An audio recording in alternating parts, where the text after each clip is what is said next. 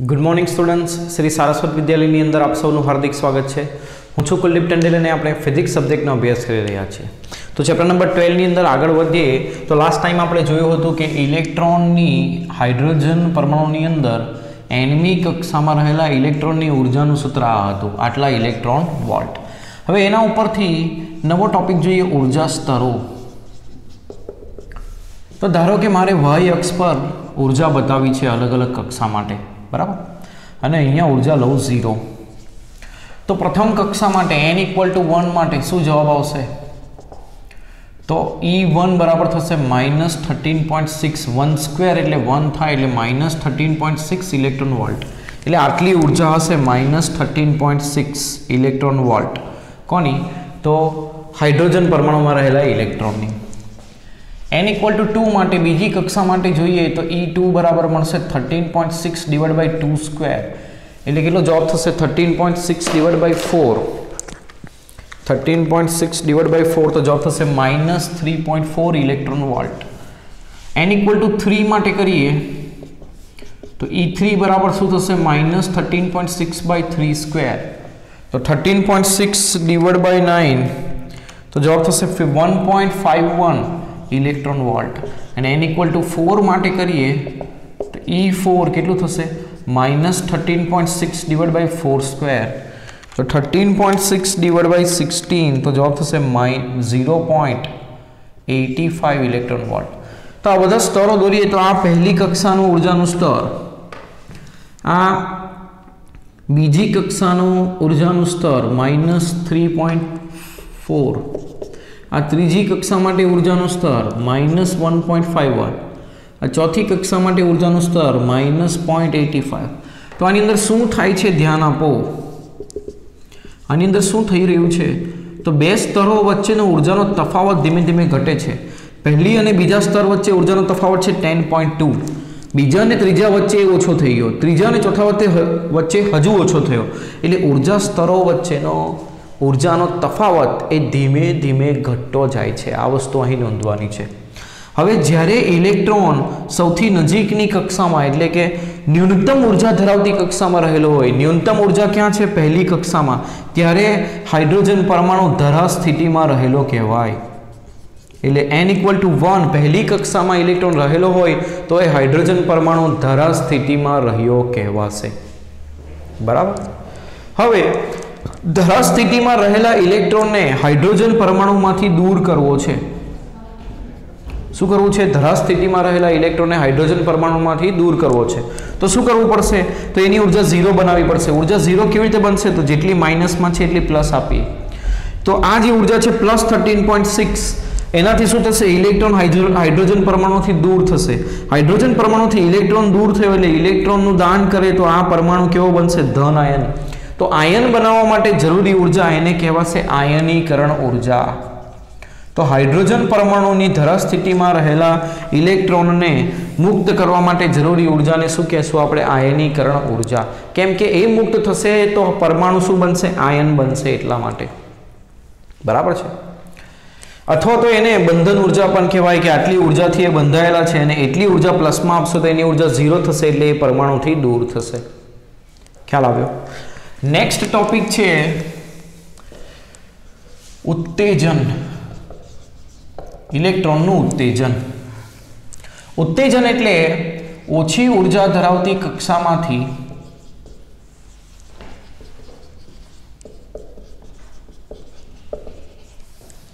વધુ ઊર્જા ધરાવતી કક્ષામાં ઇલેક્ટ્રોનના સ્થાનાંતરને ઉત્તેજન કહે છે। એટલે ધારો કે આપણે પહેલી કક્ષામાંથી બીજી કક્ષામાં જવું હોય તો કેટલી ઊર્જા જરૂરી છે? તો ઊર્જાના તફાવત જેટલી, આટલી ઊર્જા જરૂરી છે। એટલે બેનો તફાવત લઈએ તો 3.4 - 13.6, 10.2 ઇલેક્ટ્રોન વોલ્ટ જેટલી ઊર્જા જરૂરી છે। ધારો કે પહેલી કક્ષામાંથી ત્રીજી કક્ષામાં જવું હોય તો કેટલી ઊર્જા જરૂરી? બેના તફાવત લઈએ, 13.6 - 1.51 તો થશે 12.09 ઇલેક્ટ્રોન વોલ્ટ। ધારો કે બીજામાંથી ત્રીજામાં જવું હોય तो કેટલી ઊર્જા જરૂરી છે? તો 3.4 માઇનસ 1.51 તો જરૂરી છે 1.89 ઇલેક્ટ્રોન વોલ્ટ.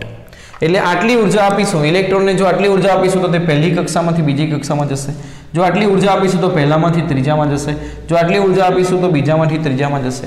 એટલે ઇલેક્ટ્રોનને ઓછી ઊર્જા ધરાવતી કક્ષામાંથી વધુ ઊર્જા ધરાવતી કક્ષામાં લઈ જવું હોય તો આ જે પ્રક્રિયા છે એને કહેવાય ઇલેક્ટ્રોનનું ઉત્તેજન, એને ઇંગ્લિશમાં કહેવાય એક્સાઇટેશન. તો આ કરવા માટે આટલી ઊર્જા આપવી પડશે. આપણે કેવી રીતે આપી શકીએ? તો બહારથી વિકિરણના રૂપમાં એને આપી શકીએ, અથવા તો કોઈ વિદ્યુતભારિત કણોનો મારો ચલાવી શકીએ. અલગ અલગ પ્રકારે આ ઊર્જા આપણે એને આપી શકીએ. બરાબર. હવે આગળનો ટોપિક કરીએ તો અનુત્તેજન. નેક્સ્ટ ટોપિક શું છે? અનુત્તેજન.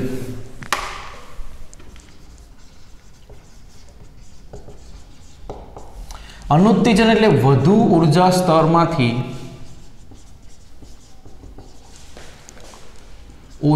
ઓછા ઊર્જા સ્તરમાં ઇલેક્ટ્રોનના સ્થાનાંતરને ઇલેક્ટ્રોનનું અનુત્તેજન કહે છે.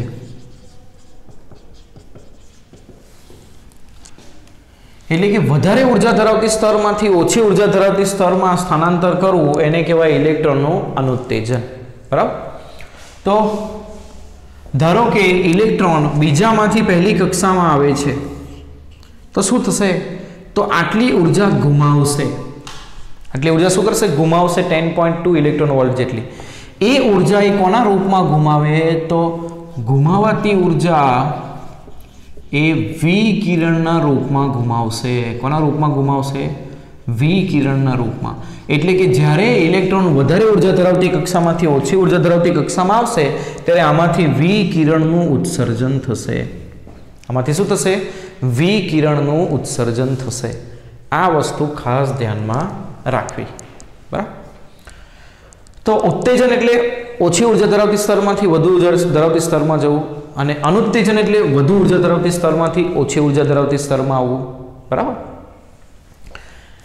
હવે આ જે અનુત્તેજન પ્રક્રિયા છે એ ઓટોમેટિક થશે. કેમ? તો વધુ ઊર્જા ધરાવતી સ્તરમાં વધુ ઊર્જા ધરાવતા સ્તરમાં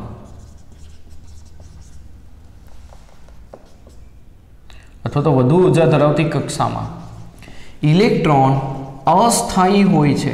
કેવો હોય છે? અસ્થાયી. તેથી તે સ્થાયી થવા માટે ઊર્જા ગુમાવી ઓછી ઊર્જા ધરાવતા સ્તરમાં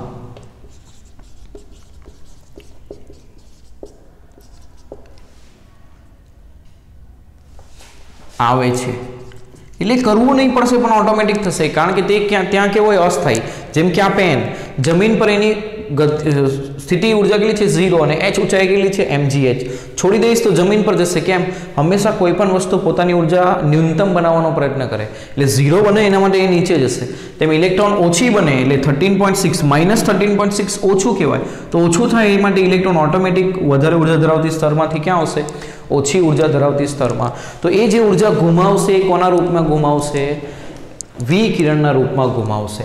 અને એના ઉપરથી છે ટોપિક હાઇડ્રોજન વર્ણપટ. એના ઉપરથી આપણો ટોપિક શું છે? હાઇડ્રોજન વર્ણપટ.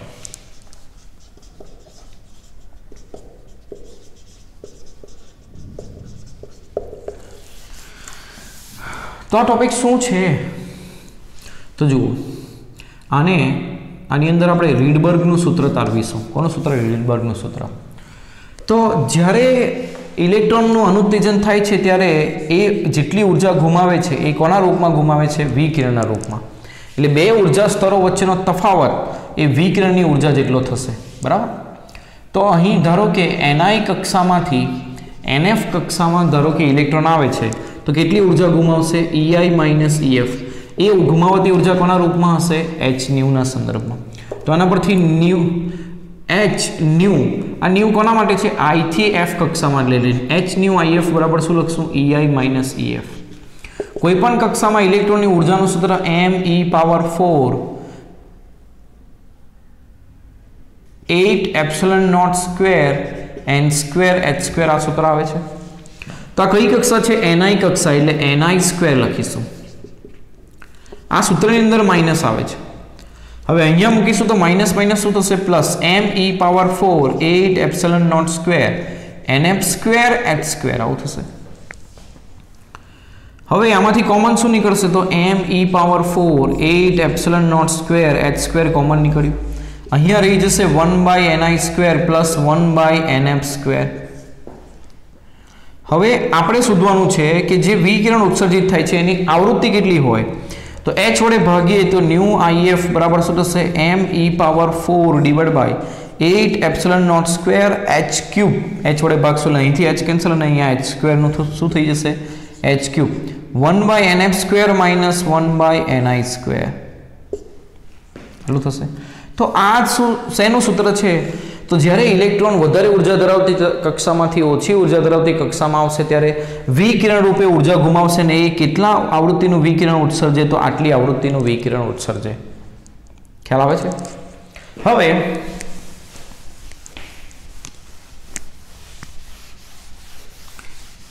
આ જે સૂત્ર છે એને કહેવાય રીડબર્ગનું સૂત્ર. આ સૂત્ર રીડબર્ગનું સૂત્ર છે.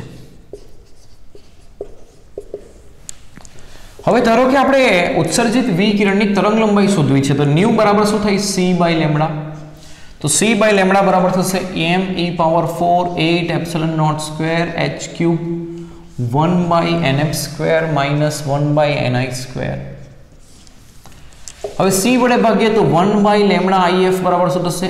me power 4 divide by 8 epsilon naught square h cube c is equal to 1/nf square minus 1/ni square. તો આ જે પદ છે me power 4 divide by 8 epsilon naught square h cube c, આમાં બધા પદો અચળ છે. ઇલેક્ટ્રોનનું દળ, ઇલેક્ટ્રોનનો વિદ્યુતભાર, એપ્સિલોન નોટ h c બધાની કિંમત મૂકશો તો જવાબ આવશે 1.09 ઇન્ટુ 10 પાવર 7 મીટર ઇનવર્સ. આ મૂલ્યને કહેવાશે રીડબર્ગ અચળાંક. એને શું કહેવાશે? રીડબર્ગ અચળાંક, એટલે r નામ આપ્યું છે. તો આને જો r મૂકીએ તો 1/λ if શું થશે? r into 1/nf square minus 1/ni square આ રીતે થશે. તો આ સૂત્ર આપણા માટે ખૂબ જરૂરી છે, આપણે યાદ રાખવાનું છે. તો કેટલી આવૃત્તિનો તરંગ ઉત્સર્જાશે એ આધાર રાખે કઈ કક્ષામાંથી કઈ કક્ષામાં અનુત્તેજન થાય છે, એટલે ઇલેક્ટ્રોન કઈ કક્ષામાંથી કઈ કક્ષામાં આવે છે એના ઉપર એનો આધાર રાખશે. બરાબર. હવે આના ઉપરથી એક પ્રયોગ કરવામાં આવ્યો કે આ ચેમ્બરની અંદર હાઇડ્રોજન વાયુ ભરેલો છે. હવે એમાંથી સતત આવૃત્તિ ધરાવતા વિકિરણો આપાત કરવામાં. સતત એટલે બધી જ આવૃત્તિના વિકિરણો જેની અંદર છે. હવે એનામાંથી પસાર થઈને બહાર આવતા વિકિરણની આવૃત્તિ શોધવામાં આવી તો એવું જોવા મળ્યું સ્પેક્ટ્રોગ્રાફની અંદર. સ્પેક્ટ્રોગ્રાફ શું બતાવે? તો કે કઈ આવૃત્તિના તરંગો પ્રેઝન્ટ છે, એટલે એના માટે આ રીતે રેખા મળે. શું મળે? આ રીતે રેખા મળે.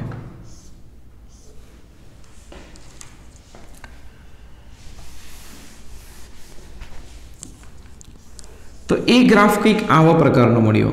અહીંયા આપણને વ્હાઇટ પટ્ટાઓ મળ્યા. શું મળ્યા? વ્હાઇટ પટ્ટાઓ. બાકી આખો ભાગ બ્લેક હતો એવું સમજો. આ ભાગ આખો બ્લેક, આ બ્લેક, અહીંયા વ્હાઇટ પટ્ટો છે, અહીંયા વ્હાઇટ પટ્ટો. આ શું બતાવે?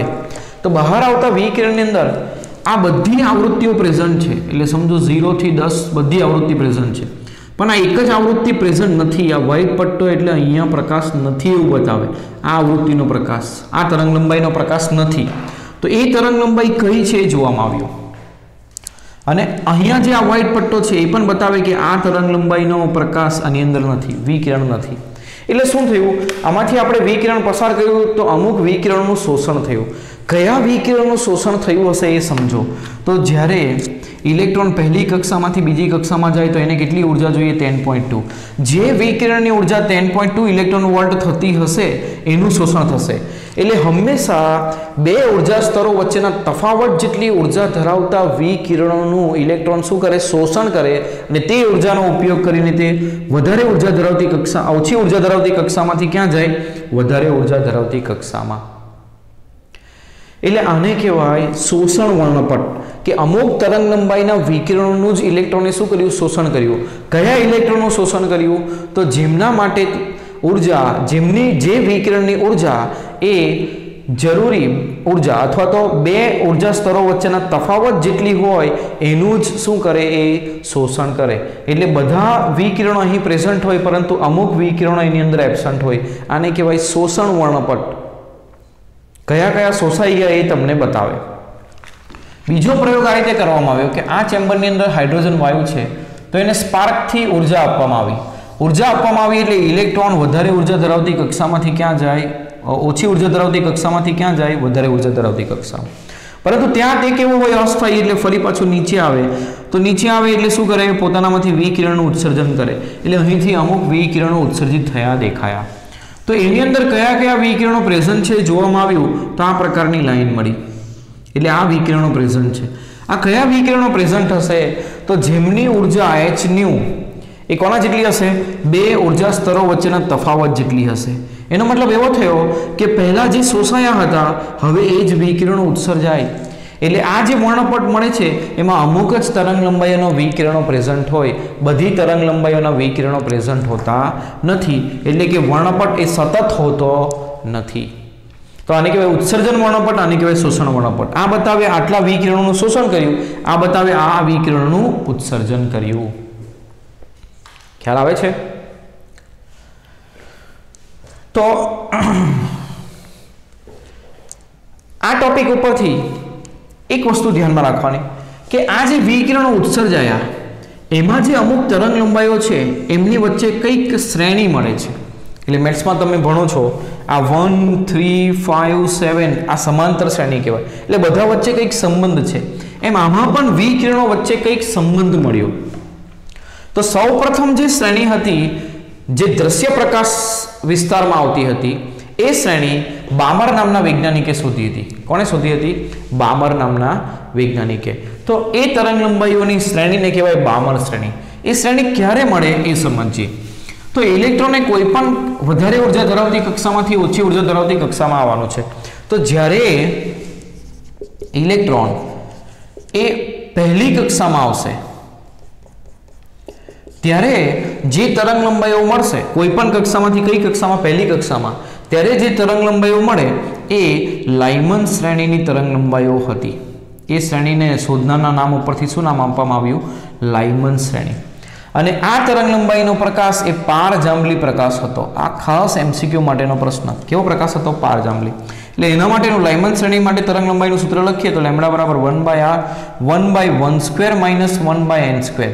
હવે આપણે પહેલી કક્ષામાં આવવાનું છે તો કઈ કક્ષામાંથી આવી શકે 2 3 4 5 તે જ રીતે જ્યારે કોઈ ઇલેક્ટ્રોન કોઈ પણ કક્ષામાંથી બીજી કક્ષામાં આવે ત્યારે જે તરંગ લંબાઈઓ મળે એની જે શ્રેણી મળે એને કહેવાય બામર શ્રેણી ને કઈ શ્રેણી કહીશું બામર અને એમાં પ્રકાશ એ દ્રશ્ય પ્રકાશ વિસ્તારનો હોય પ્રકાશ કયા વિસ્તારનો હોય દ્રશ્ય પ્રકાશ વિસ્તારનો તો 1/λ બરાબર શું મળે r 1/2² - 1/n².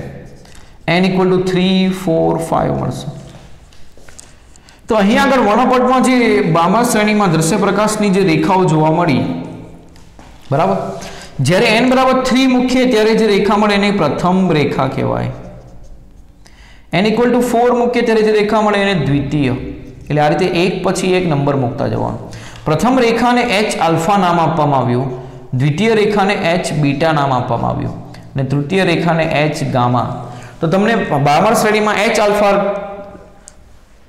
રેખા માટે તરંગ લંબાઈ કેટલી આવું પૂછ્યું હોય તો આમાં તમારે h આલ્ફા શોધવું હોય તો n બરાબર શું મૂકવાનું 3 મૂકવાનું અથવા પ્રથમ રેખા પૂછી હોય તો n બરાબર 3 મૂકવાનું બરાબર એના પછીની શ્રેણીઓ પારરક્ત શ્રેણીની અંદર પારરક્ત વિસ્તારની અંદર આવે છે તેમાંની શ્રેણી છે nf બરાબર જ્યારે તમે 3 મૂકશો ત્યારે તમને પાશ્ચન શ્રેણી મળશે કઈ શ્રેણી મળશે પાશ્ચન શ્રેણી તો એના માટે 1/λ બરાબર 1/3² માઇનસ 1/n² થશે, જ્યાં n બરાબર તમે શું મૂકી શકો 4 5 6 મૂકી શકો.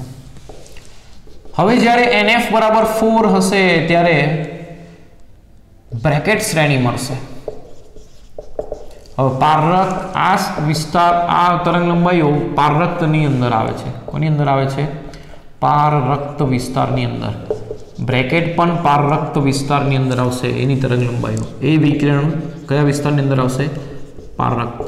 1/4² માઇનસ 1/n². તો n = 5 6. યાદ રાખજો હંમેશા આ નંબર આપણે વધારે ઉર્જા ધરાવતી કક્ષામાંથી ઓછી ઉર્જા ધરાવતી કક્ષામાં આવવાનો છે. એટલે આ નંબર આ n નંબર એ આના કરતાં વધુ જ હશે.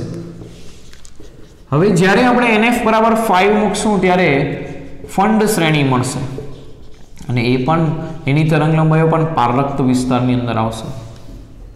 એના માટે 1/λ બરાબર r 1/5² માઇનસ 1/n² અને n બરાબર મૂકશું 6 7 8. આ રીતે ખ્યાલ આવે છે?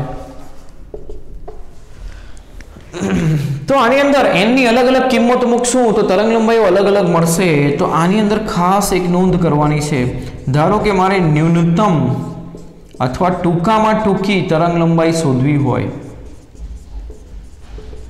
તો n શું મૂકવાનું? તો યાદ રાખીશું આપણે કે જ્યારે ટૂંકી તરંગ લંબાઈ શોધવી હોય ત્યારે n વધુ મૂકવાનું. વધુ એટલે વધુમાં વધુ આપણે અનંત મૂકી શકીએ. એટલે કોઈ પણ શ્રેણી માટે તમને એવું પૂછ્યું હોય કે બામા શ્રેણી માટે ટૂંકામાં ટૂંકી તરંગ લંબાઈ શોધો તો n બરાબર શું મૂકશું આપણે? અનંત. ટૂંકું કે તો અનંત, અથવા તો ધારો કે મહત્તમ તરંગ લંબાઈ અથવા તો એને કહેવાય લાંબામાં લાંબી તરંગ લંબાઈ. આવું પૂછ્યું હોય તો તમે જ્યારે મહત્તમ શોધવાનું ત્યારે n ની કિંમત ન્યૂનતમ મૂકવાનું. એટલે n ની કિંમત ન્યૂનતમ. હવે આમાં કેમ કિંમત ફિક્સ નથી? તો બામર માટે શોધતા હોય ત્યારે ન્યૂનતમ નંબર કયો છે? 3. લાઇમન માટે શોધતા હોય ત્યારે ન્યૂનતમ નંબર કયો છે? 2. ફંડ માટે શોધતા હોય ત્યારે ન્યૂનતમ નંબર કેટલો છે? 6. આ ધ્યાન રાખીને તમારે મૂકવાનું રહેશે. બરાબર? તો આટલી વસ્તુ આપણે ખાસ ધ્યાનમાં રાખીશું. બરાબર? ચાલો હવે આને રિલેટેડ દાખલાઓ ગણીએ.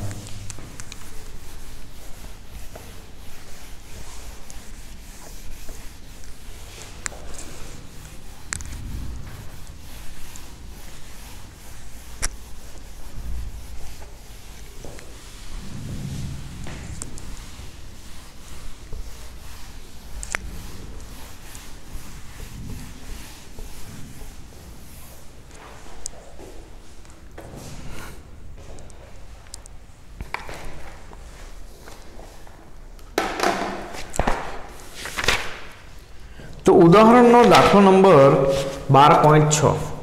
રીડબર્ગના સૂત્રનો ઉપયોગ કરીને હાઇડ્રોજન વર્ણપટની લાઇમન શ્રેણીની પ્રથમ 4 વર્ણપટ રેખાઓની તરંગ લંબાઈઓની ગણતરી કરો. રીડબર્ગનું સૂત્ર ન્યૂ IF = થશે me⁴ 8ε02h² h³ 1/nf² minus 1/ni². આ સૂત્ર છે. હવે આપણે તરંગ લંબાઈ શોધવાની છે તો ન્યૂ બરાબર શું લખાય? 1/λIF લખાય = me⁴ 8ε02h³ 1/nf² minus 1/ni². c વડે ભાગીએ તો 1/λIF બરાબર me⁴ 8ε02h³ c 1/nf² minus 1/ni² થશે. હવે આ જે કિંમત છે એ આપણને ખબર છે 1.09 × 10⁻7 આવશે. એ આપણને ઓલરેડી ખબર છે. આ રીડબર્ગનો અચળાંક છે. હવે આપણે કઈ શ્રેણી માટે શોધવાનું છે તો આપણને કીધું છે લાઇમન શ્રેણી માટે. તો લાઇમન શ્રેણી માટે n બરાબર આપણે શું મૂકીશું? nf બરાબર 1. તો સૂત્ર શું થશે? 1/I1 = 1.09 × 10⁻7 1/1² minus 1/ni². હવે પ્રથમ 4 કીધું છે એટલે પહેલા માટે અથવા તો આની અંદર એક કામ કરીએ, આને લસા લઈ લઈએ તો શું થશે? ni² લસા થશે ને ni² - 1 થશે। હવે લેમ્બડા I1 બરાબર આનો વ્યસ્ત કરીએ તો ni² divide by ni² - 1 divide by 1.09 × 10⁻7 થશે। હવે પ્રથમ રેખા માટે શું કીધું છે? 4 વર્ણપટ રેખાઓની પ્રથમ રેખા માટે શું મૂકીશું? n બરાબર અહીંયા 1 છે એટલે અહીંયા શરૂઆત થાય 2 થી, એટલે પ્રથમ રેખા માટે n બરાબર 2 મૂકીએ તો લેમ્બડા 2 1 બરાબર શું થશે? 2² ડિવાઇડ બાય 2² - 1 ડિવાઇડ બાય 1.09 × 10⁻7 તો શું થશે? 2² થશે 4 ડિવાઇડ બાય 4 - 1 એટલે 3 ડિવાઇડ બાય 1.09 તો થશે 1.223 ગુણ્યા 10⁻7 એટલે 1223 એંગસ્ટ્રોમ લખી શકો આ પ્રથમ રેખા માટે। દ્વિતીય રેખા માટે શું લખાશે? n બરાબર 3 મૂકીએ તો લેમ્બડા 3 1 બરાબર 3² ડિવાઇડ બાય 9 - 1 3² 9 થશે 9 - 1 8 થશે ડિવાઇડ બાય 1.09 × 10⁻7 તો શું જવાબ આવશે? 9 ડિવાઇડ બાય 8 ડિવાઇડ બાય 1.09 કરીએ તો જવાબ આવશે 1032 × 10⁻7 તો 1032.2 એંગસ્ટ્રોમ। તૃતીય રેખા માટે n બરાબર 4 મૂકીએ તો લેમ્બડા 4 1 બરાબર 16 ડિવાઇડ બાય 16 - 1 ડિવાઇડ બાય 1.09 × 10⁻7 તો કેટલું થશે? 16 ડિવાઇડ બાય 15 ડિવાઇડ બાય 1.09 તો 0.978 × 10⁻7 તો થશે 978 એંગસ્ટ્રોમ। ચતુર્થ રેખા માટે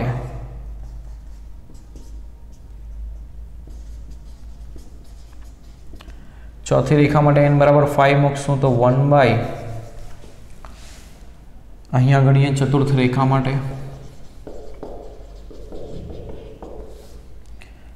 તો લેમ્બડા n બરાબર 5 મૂકીએ તો લેમ્બડા 5 1 બરાબર શું થશે?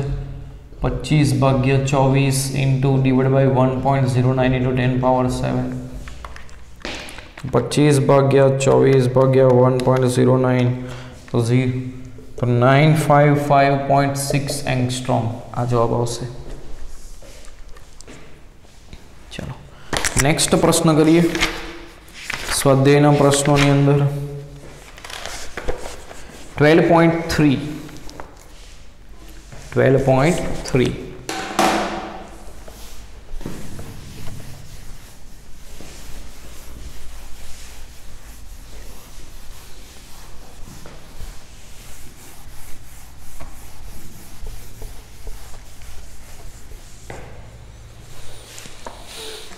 વર્ણપટ રેખાઓની પાશ્ચન શ્રેણીમાં ટૂંકામાં ટૂંકી તરંગલંબાઈ હાજર છે। કઈ તરંગલંબાઈ હાજર છે? ટૂંકામાં ટૂંકી કીધી। પહેલા તો કઈ શ્રેણી માટે? પાશ્ચન શ્રેણી માટે। તો પાશ્ચન શ્રેણી માટે સૂત્ર 1/λr 1/3² - 1/n²। ટૂંકામાં ટૂંકી તરંગલંબાઈ માટે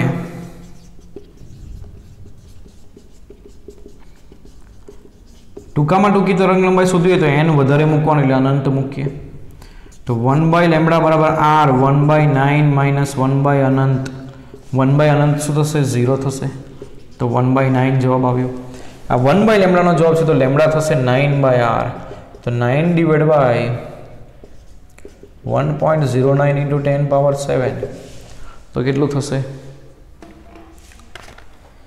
9 ડિવાઇડ બાય 1.09 8.256 × 10⁻7 મીટર તો 825.6 નેનોમીટર આવું લખી શકીએ આપણે। આ MCQ માટે ઇમ્પોર્ટન્ટ પ્રશ્ન, ખૂબ જ ઇમ્પોર્ટન્ટ। 12.4 શું છે પ્રશ્નની અંદર?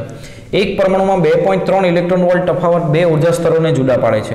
એટલે ઉર્જા સ્તરો વચ્ચેનો તફાવત કેટલો છે? 2.3 ઇલેક્ટ્રોન વોલ્ટ। જ્યારે પરમાણુ ઉચ્ચ સ્તરમાંથી નિમ્નતર સ્તર પર સંક્રાંતિ કરે ત્યારે ઉત્સર્જિત વિકિરણની આવૃત્તિ કેટલી હશે? તો જ્યારે વધારે ઉર્જા ધરાવતી કક્ષામાંથી ઓછી ઉર્જા ધરાવતી કક્ષામાં આવે ત્યારે ઉર્જાનો તફાવત જેટલી ઉર્જા વિકિરણને મળે. તો વિકિરણની ઉર્જા આટલી હોય અને આવૃત્તિ પૂછી છે એટલે ડેલ્ટા E બાય H કરશું. ડેલ્ટા E 2.3 ઇલેક્ટ્રોન વોલ્ટ છે તો એને જૂલમાં કન્વર્ટ કરવા માટે 1.6 × 10⁻−19 વડે ગુણીશું અને H બરાબર 6.626 × 10⁻−34 થશે. તો 2.3 × 1.6 ડિવાઇડ બાય 6.626 તો જવાબ થશે 0.555. 0.555 ગુણ્યા 10 ની ઘાત કેટલી થશે? 34 - 19 15 થવું જોઈએ. 15 થાય છે. તો 5.55 × 10⁻14 હર્ટ્ઝ આ પણ ઇમ્પોર્ટન્ટ MCQ. નેક્સ્ટ પ્રશ્ન કરીએ. 5 આપણે કર્યો છે. ચોથો કરીએ. 6 કરીએ. 12.6 પ્રારંભમાં ધરા સ્થિતિમાં રહેલો હાઇડ્રોજન પરમાણુ એક ફોટોનનું શોષણ કરે છે જે તેને n = 4 સ્તર સુધી ઉત્સર્જિત કરે છે. તો ફોટોનની આવૃત્તિ અને તરંગ લંબાઈ. તો ધરા સ્થિતિ એટલે n બરાબર 1 માં રહેલો છે. ધરા સ્થિતિમાંથી એટલે n બરાબર 1 માંથી n = 4 માં સંક્રાંતિ કરે છે. તો એની બે ઉર્જા સ્તરો વચ્ચે જેટલા તફાવત જેટલી ઉર્જા એ ફોટોન પાસે હશે, આપાત ફોટોન પાસે. એટલે આપાત ફોટોન માટે ઉર્જા કેટલી થશે? તો બે સ્તરના તફાવત જેટલી 1 અને 4. 1 અને 4 વચ્ચે તફાવત કેટલો? E4 - E1 બરાબર hν થશે. E4 કેટલો આવશે? -13.6 ડિવાઇડ બાય 4 સ્ક્વેર અને આ +13.6 ડિવાઇડ બાય 1 સ્ક્વેર. આટલા ઇલેક્ટ્રોન વોલ્ટ થશે. આ hν આવશે.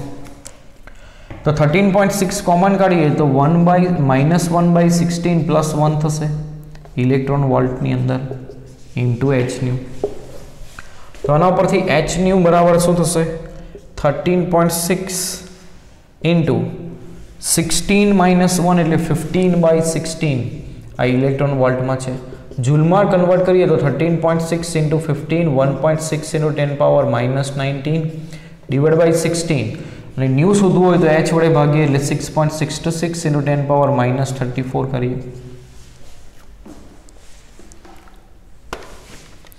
13.6 into 15 into 1.6 divided by 16 divided by 6.626 तो થશે 3.07 into 10 power 15 થશે 34 minus 19 કેટલો થશે 15 આટલી આવૃત્તિનું એ ફોટોન આટલા આવૃત્તિના ફોટોનનું શોષણ કર્યું હશે. તેની તરંગ લંબાઈ શોધવાની છે. તો ન્યુ લેમ્ડા બરાબર c/ન્યુ થાય. તો 3 × 10⁻8 ડિવાઇડ બાય લેમ્ડા c/ન્યુ. ન્યુ 3.07 × 10⁻15. તો 3 ડિવાઇડ બાય 3.07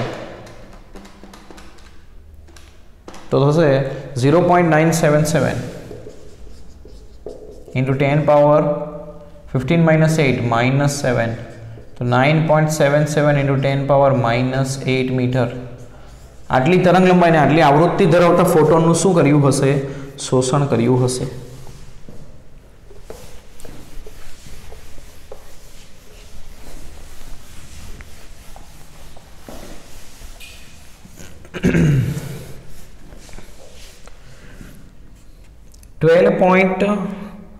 .7 આપણે કર્યો છે. 8 કરીએ. હાઇડ્રોજન પરમાણુની સૌથી અંદરની કક્ષાની ત્રિજ્યા એટલે n = 1 માટે ત્રિજ્યા આપી છે r1 કેટલી છે? 5.3 × 10⁻−11 મીટર. તો 2 અને 3 માટે ત્રિજ્યા nમી કક્ષામાં ત્રિજ્યા n² h² divide by πme². તો n = 1 માટે લખીએ તો શું લખાય? r1 h² n બરાબર 1 મૂકીએ 1² 1 થાય ε0 ડિવાઇડ બાય πme². આની કિંમત આપી છે 5.3 × 10⁻−11 મીટર. n = 2 માટે લખીએ તો r2 કેટલું થશે? 2² × h² ε0 ડિવાઇડ બાય πme². 2² 4 થશે ને આ કિંમત આપણી પાસે છે 5.3 × 10⁻−11. એ જ રીતે n = 3 માટે ગણીએ તો r3 બરાબર 3² h² epsilon not divide by pi m e square. तो 9 इंटू 5.3 इंटू 10 पावर -11 कारण के आ किंमत 5.3 इंटू 10 पावर -11 है। तो 4 इंटू 5.3 करिए तो जवाब थशे 21.2 इंटू 10 पावर -11 तो 2.12 इंटू 10 पावर -10 मीटर आ बीजी कक्षानी त्रिज्या थशे। ते ज रीते 9 इंटू 5.3 करिए तो जवाब थशे 47.7 इंटू 10 पावर -11 तो 4.77 इंटू 10 पावर -10 मीटर थशे। तो बीजी और तीजी कक्षानी त्रिज्याओ मळी आपणे।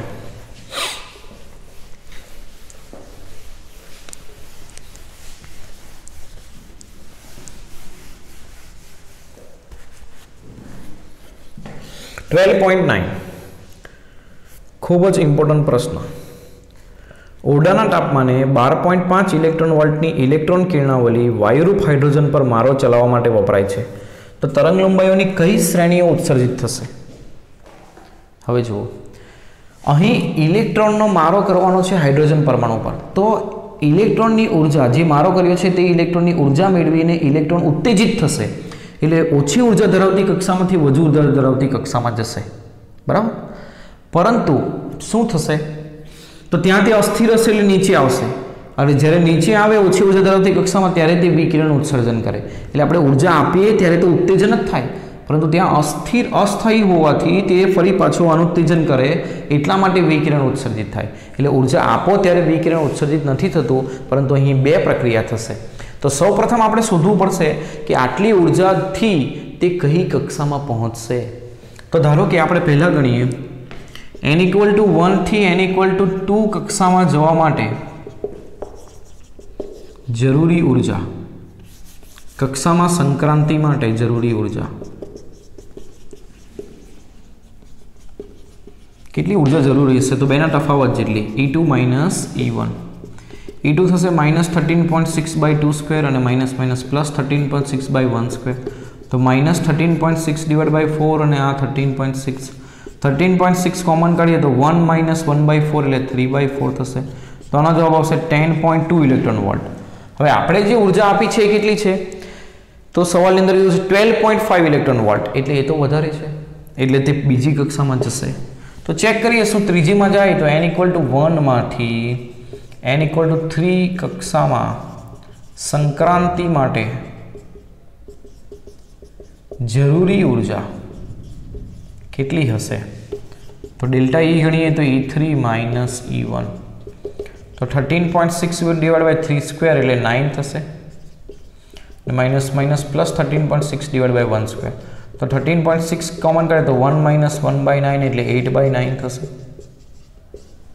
તો આ કેટલું મળશે? 13.6 × 8/9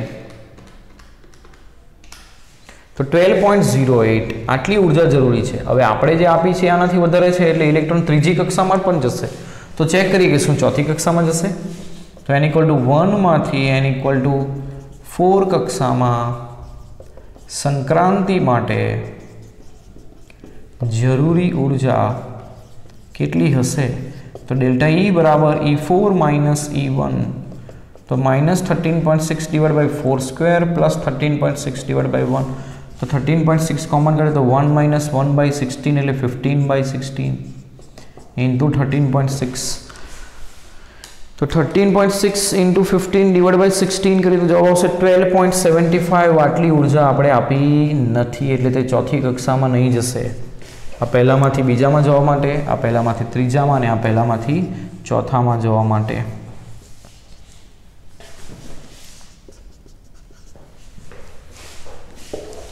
तो किरणावलीनी ऊर्जा 12.5 इलेक्ट्रॉन वोल्ट होवाथी इलेक्ट्रॉन ऊर्जा मेळवीने n = 3 कक्षामां संक्रांति करे। तो क्या संक्रांति करे ए आपणे शोध्युं। हवे n = 3 कक्षामां जशे तो त्यांथी अस्थायी हशे, एटले शुं करशे? तो स्थायी में आवानो प्रयत्न करशे, एटले 1 में आवानो प्रयत्न करशे। तो केवी रीते आवी शके? तो ते डायरेक्ट 1 में आवी शके, अथवा तो पहला 3 मांथी 2 में जाए ने 2 मांथी पछी 1 में आवे। એટલે જ્યારે 3 માંથી 1 માં આવે ત્યારે એક તરંગ લંબાઈ મળશે, 2 માંથી 1 માં આવે ત્યારે એક તરંગ લંબાઈ મળશે અને 3 માંથી 2 માં આવે ત્યારે એક તરંગ લંબાઈ મળશે. એટલે કેટલી તરંગ લંબાઈઓ મળશે? 3. કઈ શ્રેણીની મળશે? તો પ્રથમ જુઓ, કોઈપણ કક્ષામાંથી પહેલી કક્ષામાં આવે ત્યારે કઈ શ્રેણી મળે? લાઇમન શ્રેણી. એટલે લાઇમન શ્રેણીની તરંગ લંબાઈઓ પહેલા શોધીએ. તો 1/λ બરાબર r 1/1² માઇનસ 1/n² સૂત્ર. કઈ કક્ષામાંથી પહેલી કક્ષામાં આવે છે? n = 3 માંથી પહેલામાં. n = 3 માટે તો 1/λ1 બરાબર r 1/1² માઇનસ 1/3². તો થશે r 1 માઇનસ 1/9 એટલે આ થશે 8/9. આ 1/λ1 છે તો λ1 9/8r. તો 9/9 ડિવાઇડ બાય 8 ડિવાઇડ બાય 1.09 કરીએ તો જવાબ થશે 1.03 ઇન્ટુ 10 પાવર -7 મીટર. ફરી પાછા કરીએ. 9 ડિવાઇડ બાય 8 ડિવાઇડ બાય 1.09 તો જવાબ થશે 1.032 ઇન્ટુ 10 પાવર -7 મીટર. આટલી તરંગ લંબાઈ ઉત્સર્જાશે. એટલે આપણે એને 103.2 નેનોમીટર આવું લખી શકીએ. આ લાઇમન શ્રેણીની પ્રથમ તરંગ લંબાઈ. હવે બીજી ગણવા માટે n = કઈ કક્ષામાં? પહેલી કક્ષામાં આવે છે, 2 માંથી 1 માં આવે છે. n = 2 માટે લાઇમન શ્રેણીની તરંગ લંબાઈ બીજી કઈ મળશે? λ2 1/1² માઇનસ 1/2². એટલે r ઇન્ટુ 1 માઇનસ 1/4 એટલે 3/4. તો આ 1/λ2 છે તો λ2 કેટલું થશે? 4/3r. કેટલું થશે? 4/3r. તો 4 ડિવાઇડ બાય 3 ડિવાઇડ બાય 1.09 તો થશે 1.223 ઇન્ટુ 10 પાવર -7 મીટર. તો 122.3 નેનોમીટર. 122.3 નેનોમીટર થશે. હવે તે જ્યારે બીજી કક્ષામાં આવે, કોઈ પણ કક્ષામાંથી, આ જુઓ ત્રીજામાંથી બીજામાં આવે છે, કોઈ પણ કક્ષામાંથી બીજા કક્ષામાં આવશે તો કઈ શ્રેણી મળે? બામર શ્રેણી. એટલે બામર શ્રેણીની એક તરંગ લંબાઈ મળશે. n = કયા માટે? બામર શ્રેણી માટે સૂત્ર શું આવશે? 1/λ બરાબર r into 1/2² minus 1/n².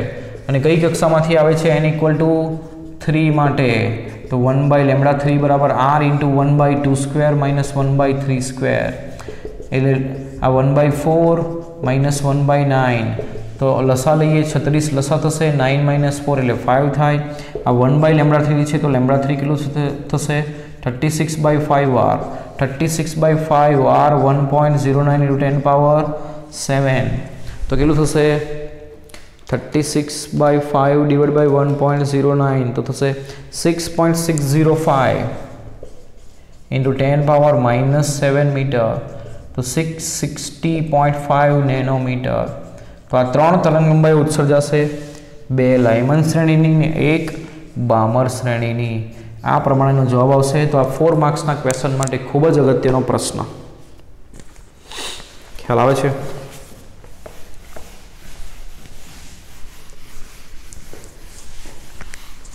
Next ગણીએ 12.10.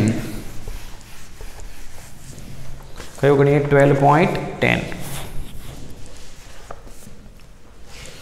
બોરના પરમાણુ મોડેલ અનુસાર સૂર્યની આસપાસ આટલી ઝડપથી, ઝડપ v બરાબર 3 × 10⁴ મીટર પર સેકન્ડ અને આટલી ત્રિજ્યા ધરાવતી કક્ષામાં ત્રિજ્યા r બરાબર 1.5 × 10⁻11 મીટર કક્ષામાંના પૃથ્વીના ભ્રમણને રજૂ કરતો ક્વોન્ટમ અંક n શોધવાનું છે.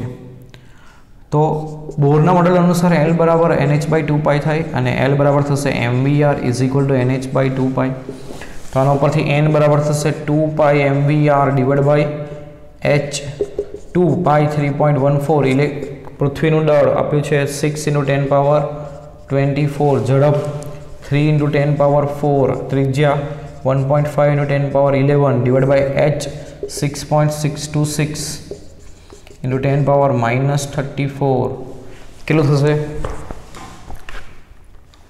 2 into 3.14 into 6 into 3 into 1.5 divided by 6.626 તો થશે 25.5 9 into 10 power 34 plus 24 plus 4 plus 11 તો થશે 73.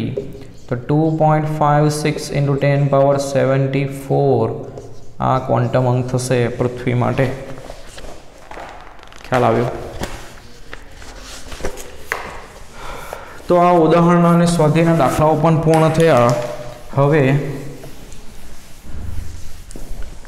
लास्ट एक थियरी है कि बोरनो जो बीजो अधितर्क है एनी जे समजूती है ए डी ब्रोगली नामना वैज्ञानिके आपी। एटले बोરના क्वॉन्टमीकरणनी स्वीकृतिनी समजूती।